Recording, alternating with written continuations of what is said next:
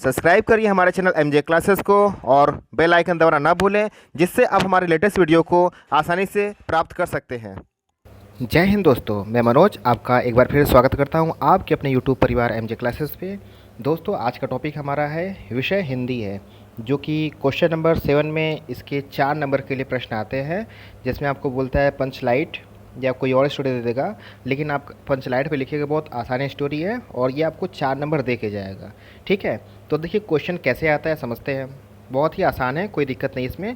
और हम लोग कहाँ पे physics chemistry mathematics and Hindi English का टारगेट लेके चल रहे हैं कि 90 प्लस लाना है अपने को। ठीक है, तो उसके बेसिस पे आपको ये तैयारी कराई जा रही है। तो अगर आपने इस चैनल को सब्सक्राइब नहीं किया है तो पहले आप चैनल को सब्सक्राइब कर दो, जिससे और हाँ नोटिफिकेशन दबा देना, जिससे आपके ऊपर कोई भी वीडियो मैं अपलोड करूँगा तो आपके ऊपर चला जाएगा, जिससे आप तुरंत देख करके वीडियो को देख सकते हो। तो चलो बात करते हैं इस स्टोरी की। तो देखो, ये क्वेश्चन नंबर 7 का पहला पार्ट यानी क, 7वें का क क्वेश्चन में आएगा, जो कि 4 नंबर का होगा। ठीक है, तो ये मोस्ट इम्पॉर्टेंट है और ये हर साल आएगा, हमेशा आएगा, हर साल आता है और आपको 4 नंबर दे के जाएगा। तो दरअसल देखो, ये जो स्टोरी है पंचलाइट की है। पंचलाइट, जो ये पंचलाइट स्टोरी लिखा है, किसने लिखा था? परेश्वर नाथ रेणु ने। अच्छा, ये स्टोरी में है क्या, पहले वो समझ लो, फिर लिखने का तरीका क्या है, अपने शब्दों में लिखना। देखो, अब कोई भी स्टोरी अपने तरीके से बना सकते हो। देखो, सीधी बात ये है कि ये जो स्टोरी है एक गांव का है, बिहार के एक गांव है। ठीक है, पिछड़ा गांव जो स्टार्टिंग में पेट्रोमैक्स या फिर उसी को बोलते हैं हम लोग पंचलाइट, वो ख़रीदा था। तो लेकिन उसको जलाना किसी को नहीं आ रहा था। तो सरपंच लोग बहुत ही परेशान थे कि यार जलाए तो जलाए कैसे। तो उसी गांव में एक लड़का था जिसका नाम था गोदन। क्या नाम था उसका? गोदन। ठीक है, बोलेगा नहीं। वह एक लड़की थी जिसका नाम था मुंडरी, उससे प्रेम करता था। और मुंडरी के घर के जब भी सामने से वो गुजरता था तो वो हमेशा गाना गाता था, सिनेमा घरों के गाना गाता था।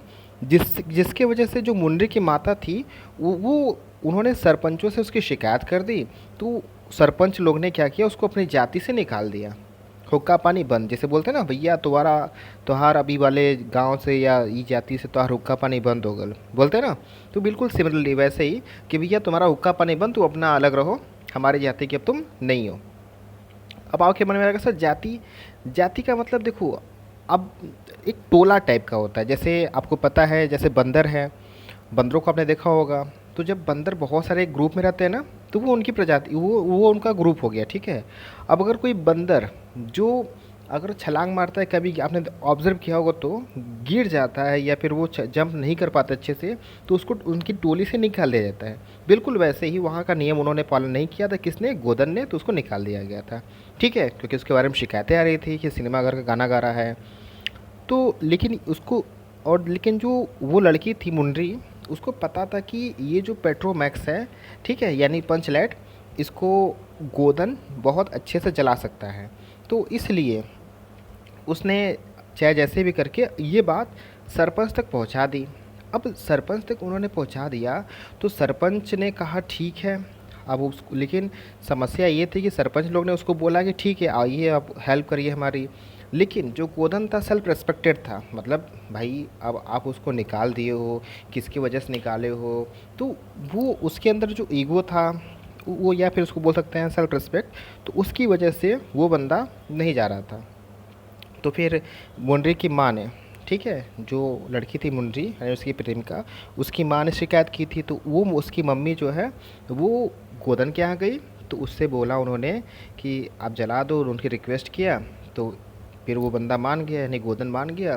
फिर जा कर के उसने जलाया पेट्रोमैक्स को, यानी पंचलाइट को। तो जब लाइट हो मतलब चालू हो गया तो सारे गांव वाले खुश हो गए और उन्होंने खुशी खुशी बोल दिया तुम्हारे 7 खून माफ़, यानी तुम्हारे जितने भी तुमने गलतियां की थी सब तुम्हारी माफ़ी हो गई हैं। अब तुम हमारे ग्रुप में वापस शामिल हो जाओ। ठीक है, तो और तुमको जितना गाना गाना है सिनेमा घरों का तुम गाओ। तो यही कहानी है। तो लेकिन लिखने का तरीका कैसा है मैं आपको बता रहा हूँ। तो क्वेश्चन आपको बोलेगा कि पंचलाइट कहानी का सारांश अपने शब्दों में लिखिए। अब देखो, ये देखो, देख रहे हो 9, 10, 11, 12 ऐसे करके कई सालों तक आया है, 2020 तक, और 2021 में भी आएगा ही आएगा। ठीक है, तो समझते ही लिखना कैसे है। तो देखो, पंचलाइट क्या लिखेंगे? पंचलाइट रेणु जी की आलंचिक कहानी है, यानी इसको जिसने लिखा नाम क्या उसका, रेडो जी। ठीक है, कहानी में एक बिहार के एक पिछड़े गांव के परिवेश का सुंदर चित्रण प्रस्तुत किया गया है। क्लियर है बात। अब देखो, अब यहाँ पर जो हम लोग टोली की बात कर रहे थे, तो यहाँ पर है महतो टोली। ठीक है, महतो टोली में अशिक्षित लोग हैं, यानी वहाँ पर कोई भी पढ़ा लिखा नहीं है। उन्होंने रामनवमी के मेले से पेट्रोमैक्स खरीदा, जिसे वे पंचलाइट कहते हैं। पंचलाइट को या फिर पंचलाइट को ये सीधे साधे लोग सम्मान की चीज़ समझते हैं। पंचलाइट को देखने के लिए टोली के सभी बालक, औरतें, मर्द इकट्ठे हो जाते हैं। सरदार अपनी पत्नी को आदेश देता है कि शुभ कार्य करने से पहले पूजा पाठ का प्रबंध कर ले। सभी उत्साहित है, परंतु समस्या ये है कि पंचलाइट जलाएगा कौन। सीधे साधे लोग, भैया गांव के लोग हैं तो सीधे साधे लोग हैं, तो लेकिन लिखने का तरीका यही है, ऐसे लिखिएगा। सीधे साधे लोग पेट्रोमैक्स को जलाना भी नहीं जानते। अब भाई गांव के हैं, प्लस उनको जानकारी नहीं है, तो कहाँ जला पाएंगे। ठीक है, तो अब यहाँ पे एंट्री होती है किसकी, गोधन की। ठीक है, तो देखो इस टोली में गोधन नाम का एक युवक है।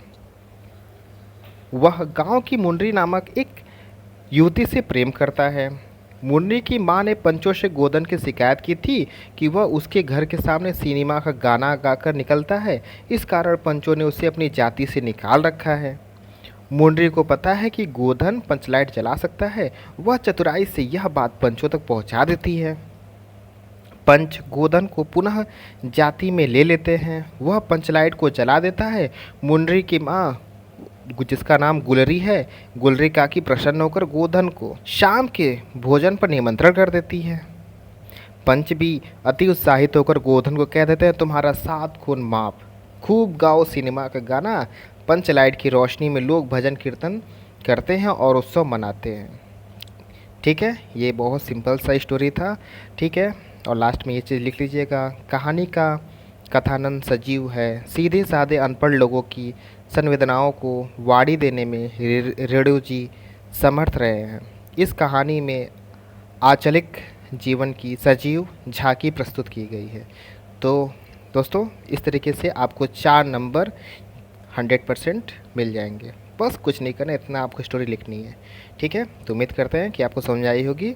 तो चैनल को सब्सक्राइब कर दो भाई, 90 का टारगेट है ना। जो मिलते हैं नेक्स्ट वीडियो में, तब तक के लिए जय हिंद, जय भारत।